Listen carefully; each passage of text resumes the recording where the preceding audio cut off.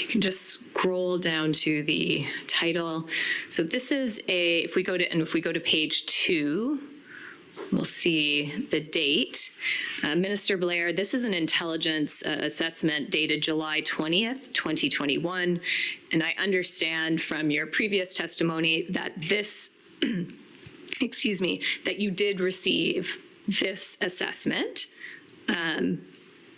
contemporaneously to when it was disseminated. It wasn't on the 20th of July, but subsequently, I did have an opportunity to review this document. It was shared with me by CSIS. And perhaps not on the specific date. And I apologize. I don't know the date this was shared with me, but it was in that general time frame. All right. It would have been in sometime in 2021. Yes, I believe so. And do you recall how you received this assessment? I don't, but it would have, because it's TS material, it would have been shared with me directly by the director at CSIS. Right.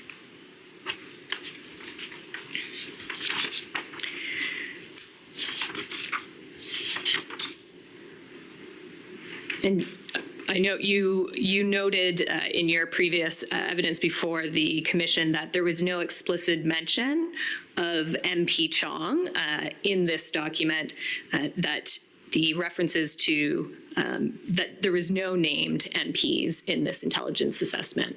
Yes. Is that your understanding? I believe on the second page, there's a paragraph that makes reference to interference directed towards somebody who was seeking information about a particular MP.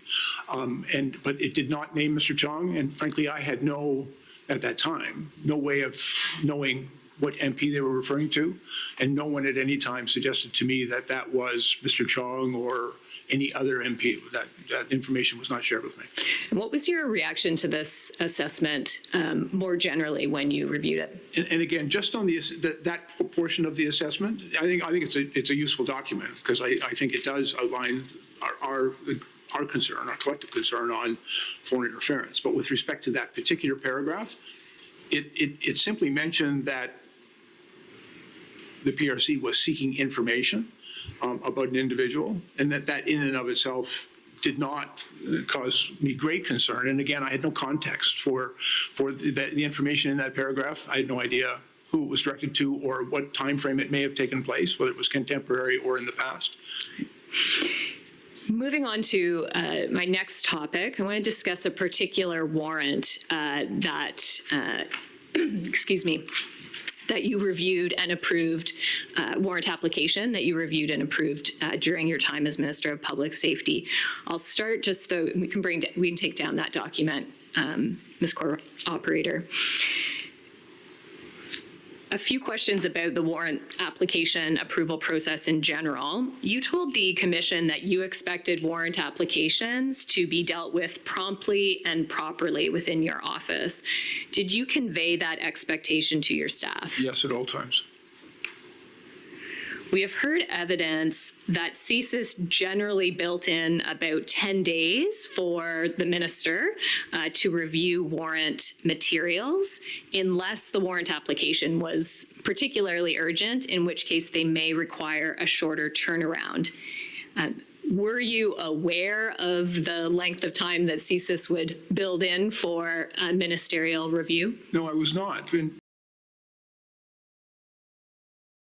But first of all, if I may, I think I accept that there is a certain amount of due diligence that would take place between the agency, CSIS, the Deputy Minister at Public Safety, and the Minister's office. But my involvement in these is when that work is completed and it's brought to my attention that they would like me to go to a secure location to review the document and fulfill my statutory obligation to review and approve the warrant applications. And so I did not have information, and CSIS never told me that this other work goes on, but I've been an affiant on a number of Part 6, and I've been the officer in charge of many Part 6 investigations when I was a police officer. So I'm aware of the work that goes into development of such a warrant application, but my role in that application was not to provide any information or input on who or how or where or why, but rather my responsibility statutorily was to undertake my authority and to exercise my authority to approve the application going forward to a federal court judge. I understand from your evidence that several months before the application was sent by CSIS, that you received a briefing from the director and deputy director of CSIS regarding intelligence relevant to what would eventually be the subject matter of this warrant. Yes, that's correct. And it was actually several months before what you've indicated to be day zero. Several months before day zero. Thank you. During that briefing, what, if anything, were you told about whether the service was contemplating a warrant in relation to this matter? There was no discussion during that briefing of any further investigative activity that the service was undertaking. They briefed me on what they knew at that time based on the information and analysis that they had available to me, but they did not indicate to me their intention to do anything else at that time. If I may, I also anticipated from the briefing that they would continue to investigate the matter, but they did not disclose to me at that time their intention to pursue any particular investigative path. And between the time of this meeting, several months before day zero, and when you became aware of the warrant on what we call day, or what's listed here as day 54, did you have any additional discussions with Director Vigneault or anyone else at CSIS about the subject matter of the eventual warrant? No, ma'am. Were you surprised on day 54 when you saw the subject matter of the warrant? No, ma'am. Did you discuss with anyone outside of those in attendance at the briefing, I'll call it the several months before briefing, did you discuss with anyone outside those in attendance at the briefing the subject matter of the briefing? No, ma'am. For example, did you discuss it with the Prime Minister, the Prime Minister's office, or other members of Cabinet? I believe that would have been entirely inappropriate. No, I did not. Why inappropriate?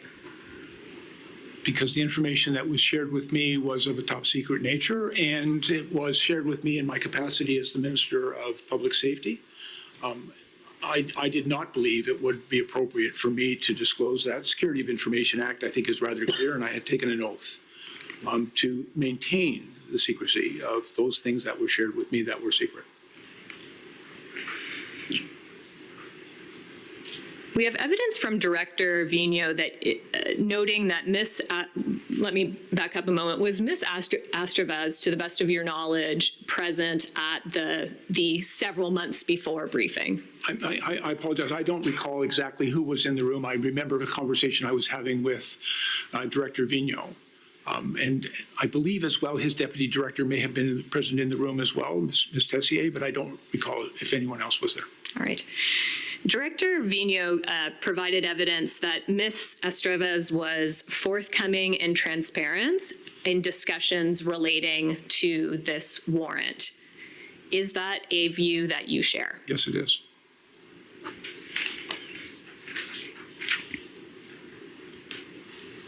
On our chronology, we have at day 13 an entry that indicates CSIS gave a secure oral briefing to your then Chief of Staff and that you did not attend that briefing. Were you aware that briefing took place? No, ma'am. Upon learning that that briefing had taken place, did you have any concerns? No, ma'am. Again, CSIS, the Deputy Minister, and my Chief of Staff would engage with each other in discussions. I was not party to that. It was when they concluded their collective work together that it was brought to me for my consideration.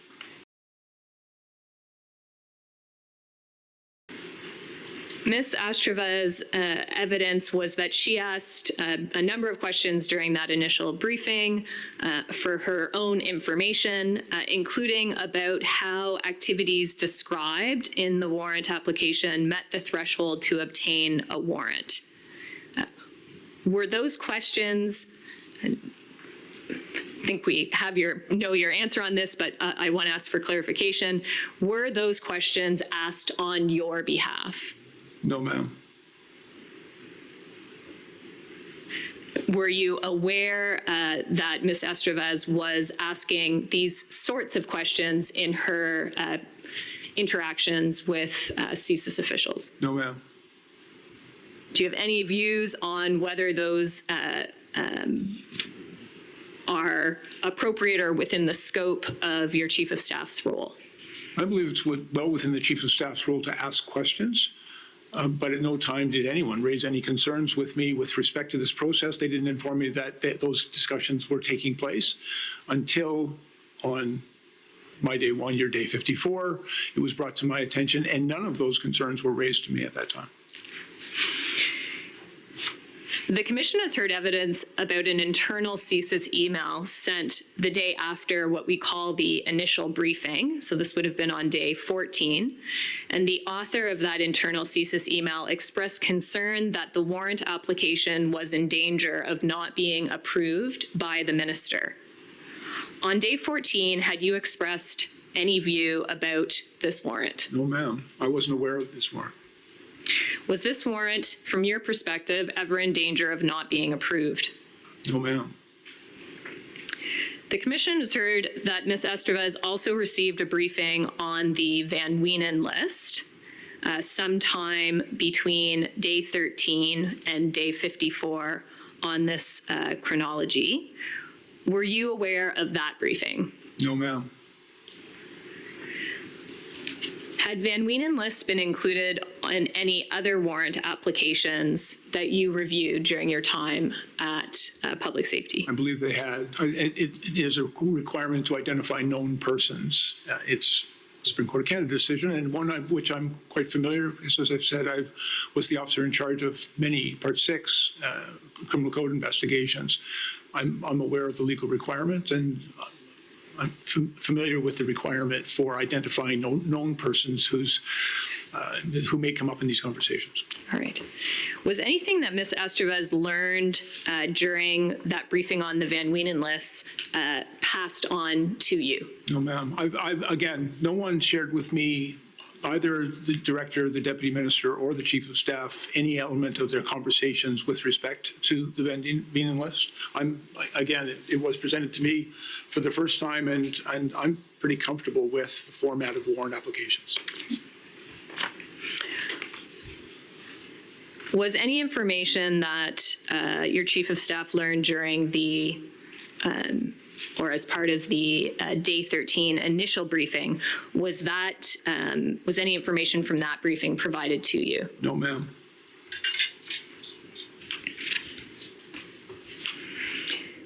If we can turn to what we have labeled as day 54, what you've called day 1. Well, I have no information on your chronology. My own personal evidence is that my first day was on the day that the warrant application was presented to me and I signed it. I understand. Where were you when you reviewed the warrant application? Was that at the regional office in Toronto? Yes, ma'am. It was in the regional office. I can give you the address, but I don't think CSIS wants me to tell you. We don't need that. Thank you.